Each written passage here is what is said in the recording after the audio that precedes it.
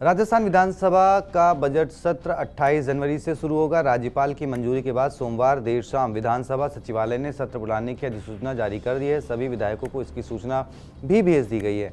Budget सत्र मार्च तक चलने की संभावना है। सत्र की शुरुआत 28 जनवरी को राज्यपाल के अभिभाषण से होगी। इस दौरान सरकार अपनी प्रमुख उपलब्धियों और भविष्य की योजनाओं को प्रस्तुत करेगी। पहले दिन अभिभाषण के बाद दिवंगत नेताओं को श्रद्धांजलि दी जाएगी, जिसके पश्चात सदन की कार्रवाई स्थगित कर दी जाएगी। इसके बाद जो कार्य सलाहकार समिति है उसकी बैठक होगी, जिसमें सत्र के कामकाज एवं एजेंडा तय किए जाएंगे। राज्यपाल के अभिभाषण पर 3 से 4 दिन तक बहस होगी। बहस के बाद सरकार की ओर से जवाब दिया जाएगा।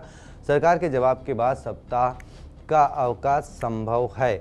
सरकार फरवरी के दूसरे सप्ताह में बजट पेश कर सकती है। हालांकि इस पर अंतिम निर्णय अभी शेष है। बजट में कई नई योजनाओं और कार्यक्रमों की घोषणा होने की संभावना है। बजट सत्र के दौरान सरकार पंचायती राज और शहरी निकाय चुनाव में 2 बच्चों की बाध्यता हटाने के लिए विधेयक लाने की तैयारी में है।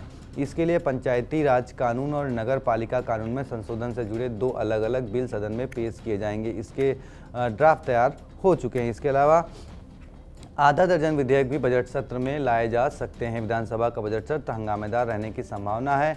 नेता प्रतिपक्ष टीकाराम जूली ने कहा कि कांग्रेस विधायक दल सरकार को हर मोर्चे पर घेरने के लिए पूरी तरह तैयार है। उन्होंने कहा कि यह सत्र सरकार के 2 वर्षों के कामकाज का रिपोर्ट कार्ड साबित होगा। टीकाराम जूली ने आरोप लगाया कि सरकार पहले बजट में बड़ी घोषणाएं करती है और बाद में फिर से फिजिबिलिटी का हवाला देकर उन्हें रद्द कर देती है। उन्होंने कहा कि यह पहली बार हो रहा है कि घोषणाओं के बाद उनकी व्यवहारिकता जांची जा रही है, जबकि यह काम पहले होना चाहिए।